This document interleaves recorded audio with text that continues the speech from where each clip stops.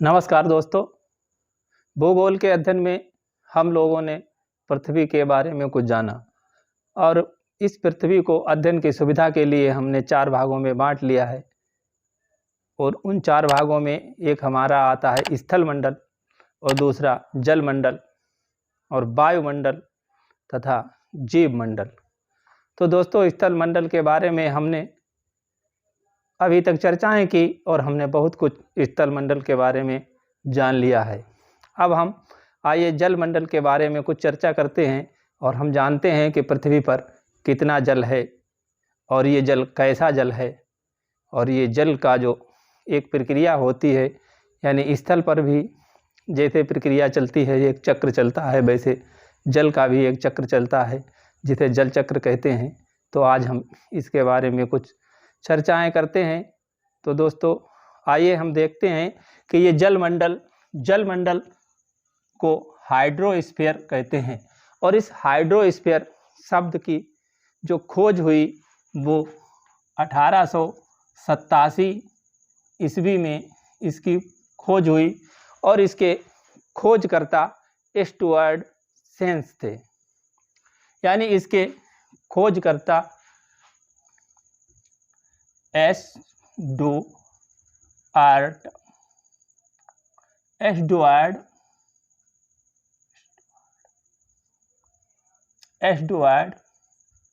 सूस नामक वैज्ञानिक थे जिन्होंने इस शब्द की खोज की और तभी से इसे हाइड्रोस्फीयर यानी कि जल मंडल के नाम से जानते हैं।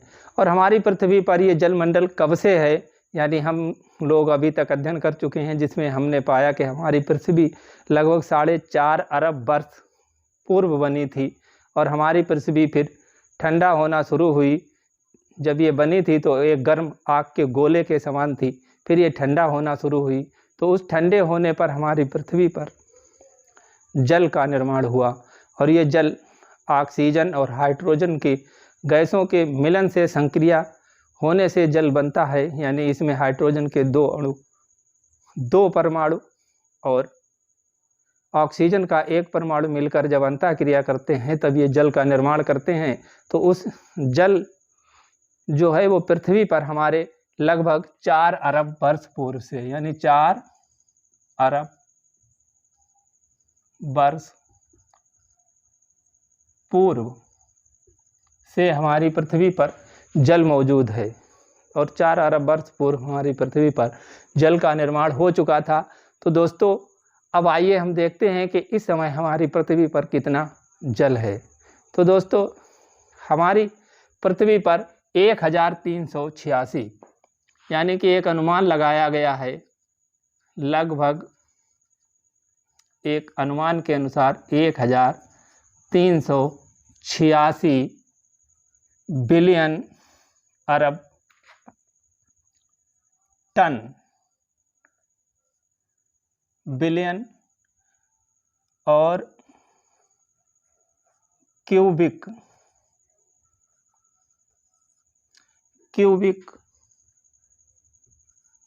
किलोमीटर,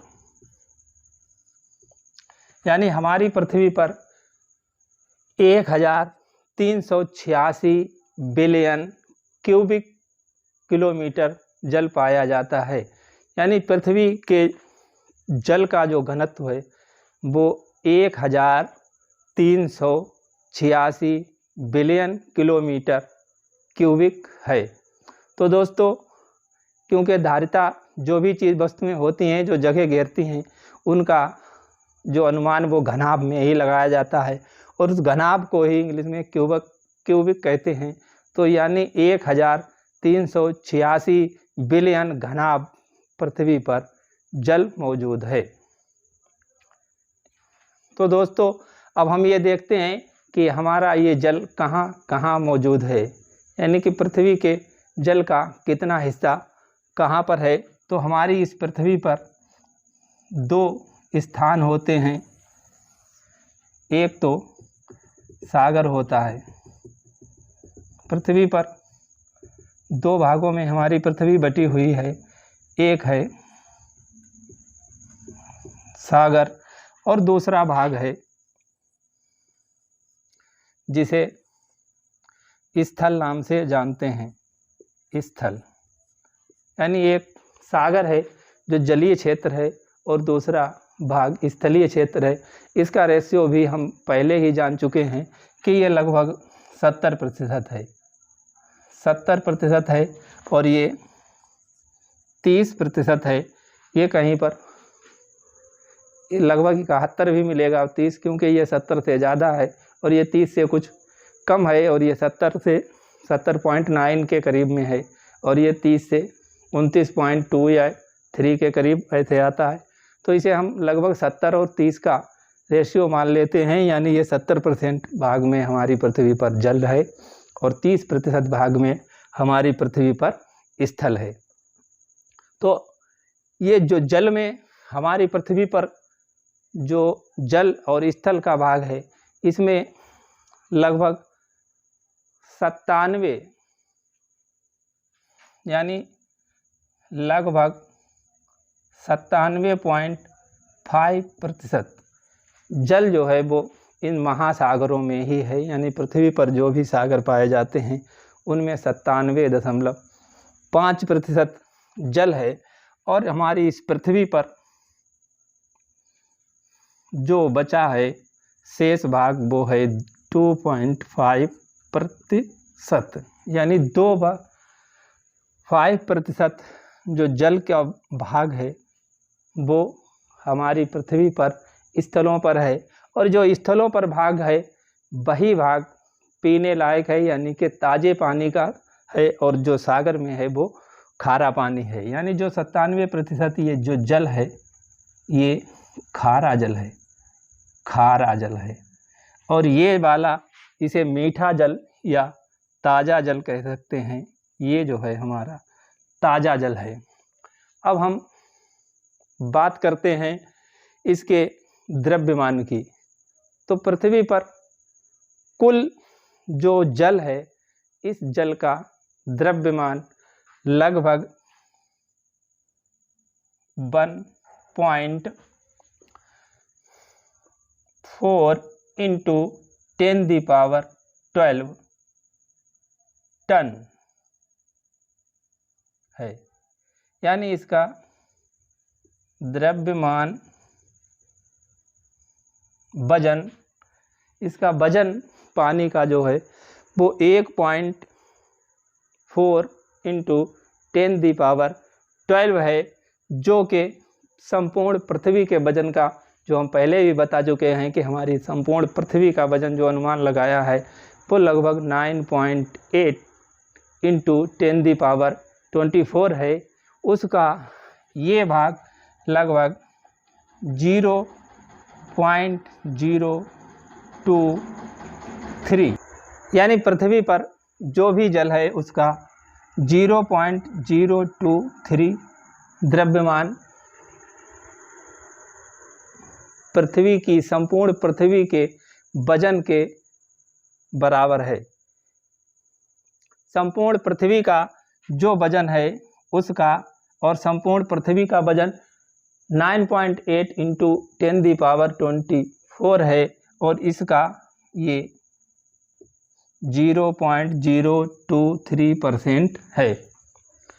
अब हम ये बात करते हैं कि ये इस जल का, यानी जो पृथ्वी पर जल है उस जल का लगभग स्थल पर जो भाग है वो 25% है, और वही भाग लगभग 1% या 0.1% हमारी पृथ्वी का जो संपूर्ण जल का भाग है वो वायुमंडल में भी है। और इस वायुमंडल में जो जल है उसका 2.0 × 10⁻12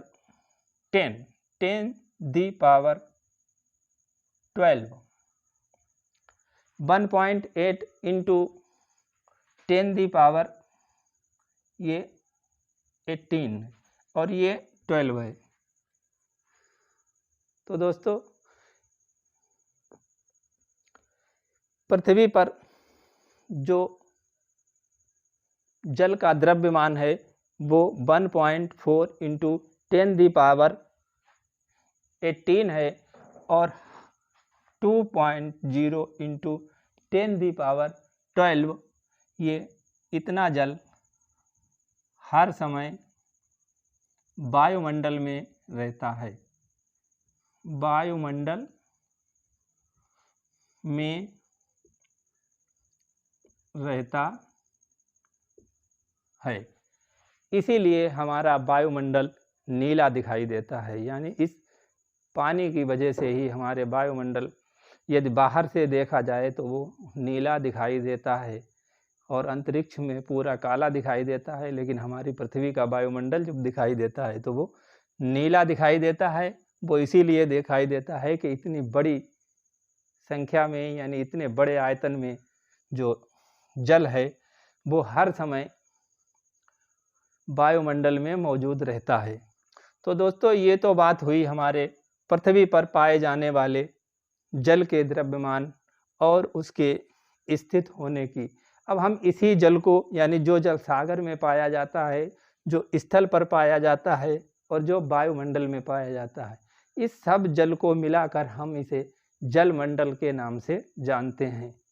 यानी हम इसे हाइड्रोस्फीयर इस जल को नाम जानते हैं। और ये जल हमारा 3 जगह मिलता है, एक तो सागरों में, दूसरा स्थल पर ये नदियों पर पहाड़ झीलों में पाया जाता है और तीसरा वायुमंडल में।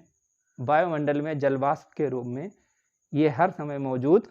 हमारी पृथ्वी पर जो 2.5% जल ताज़ा जल स्थल पर पाया जाता है, इस जल का लगभग 68.9% भाग बर्फ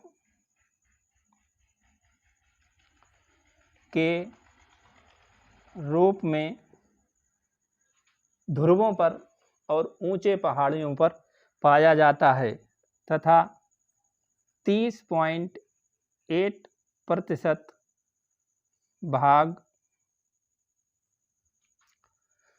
वो भूजल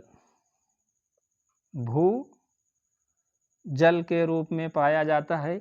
यानी 30.8% भाग जो है वो हमारी पृथ्वी पर स्थल में भूमिगत जल है, यानी वो भूजल है। शेष बचा हुआ 0.3% जो जल है वही जल नदियों,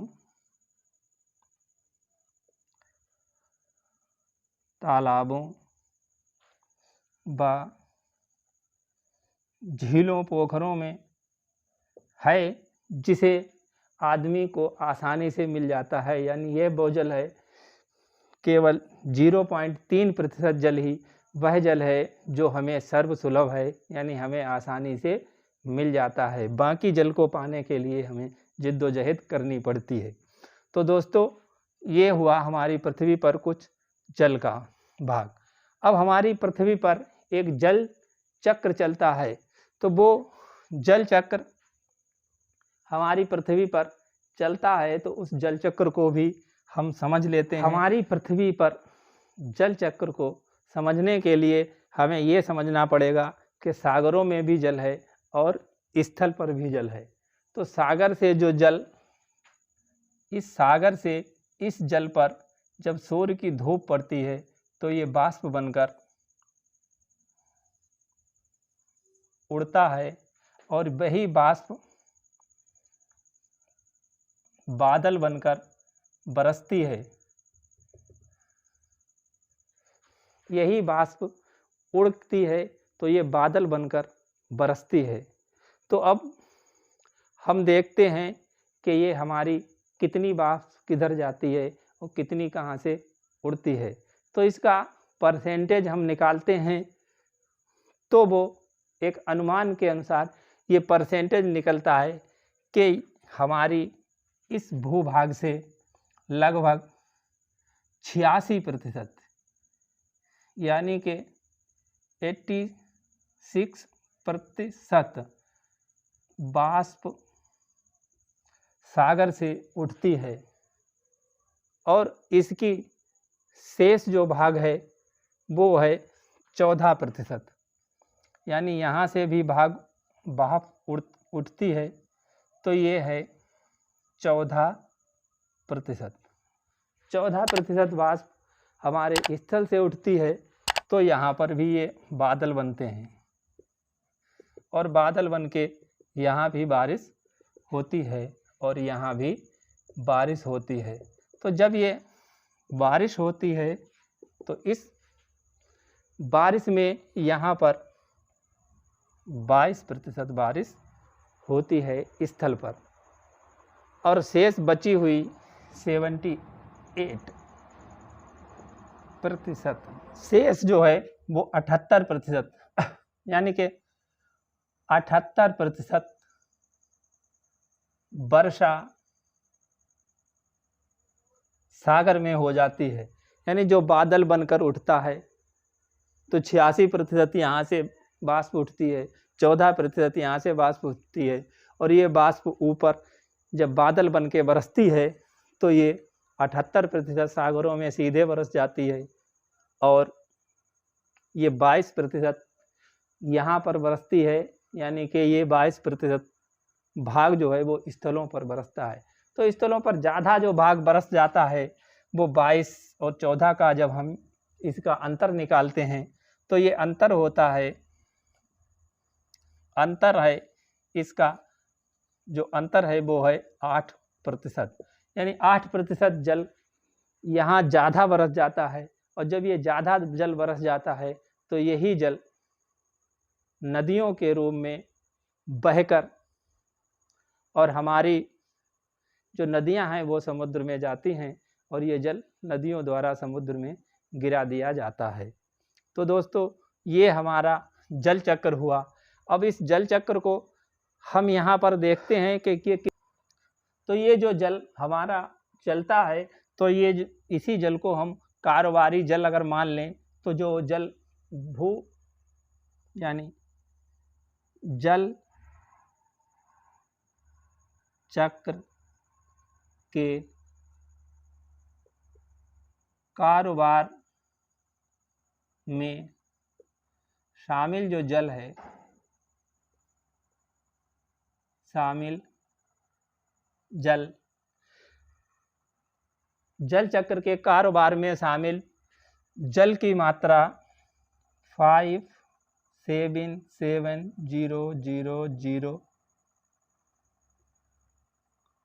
किलोमीटर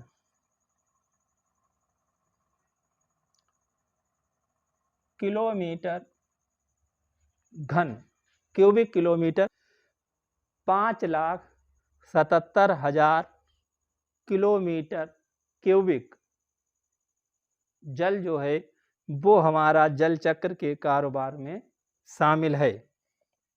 अब इस जल चक्र का समुद्र से और स्थल से कितना वाष्प बनकर उठता है तो यहाँ पर वाष्प सागर और इधर हम लिख लेते हैं वाष्प स्थल।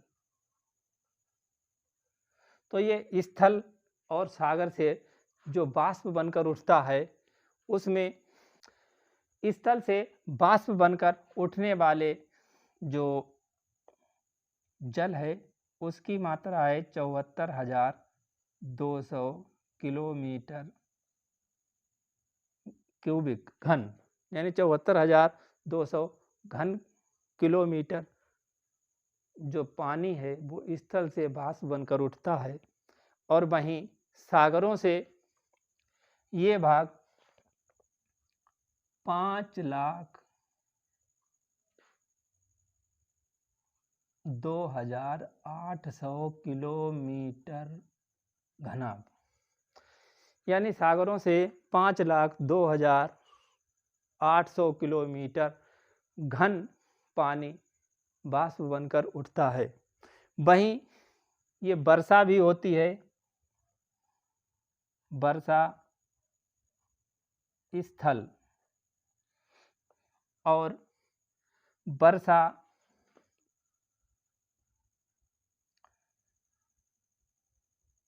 सागर में।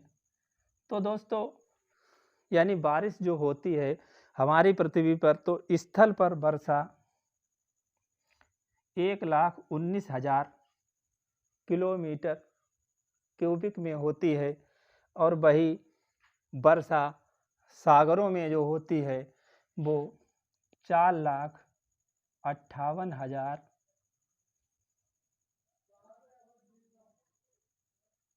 क्यूबिक किलोमीटर होती है। तो दोस्तों, स्थल पर इस वर्षा का और बाष्पीकरण का जो अंतर है, वो भाग जो इसका अंतर यहाँ पर निकलेगा, इसे हम इस अंतर को अगर निकाल 4,400, यानी वो अंतर 44,800 किलोमीटर के बराबर होगा। 44,800 किलोमीटर पानी ज़्यादा स्थल पर बरसता है, और यही पानी नदियों द्वारा हमारे सागर में चला जाता है। तो नदियों द्वारा जो सीधे पानी हमारे सागर में जाता है 42,700 किलोमीटर, और शेष जो बचता है, यानी वो बचता है 2100 किलोमीटर पानी।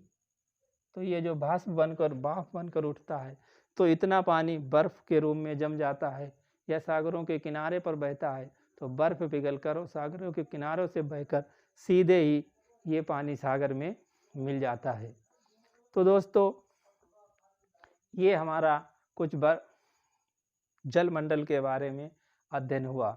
यानी जलमंडल में अब हम इसे फिर से देख लेते हैं कि लगभग 1,386 बिलियन क्यूबिक किलोमीटर पानी हमारी पृथ्वी पर मौजूद है, और इस पानी में सागर में और स्थल पर दोनों जगह मौजूद है। तो सागरों में 97.5% पानी मौजूद है, और जो सागर में पानी है 97.5% पानी सागरों में मौजूद है, और बाकी शेष 2.5% पानी स्थल पर मौजूद है।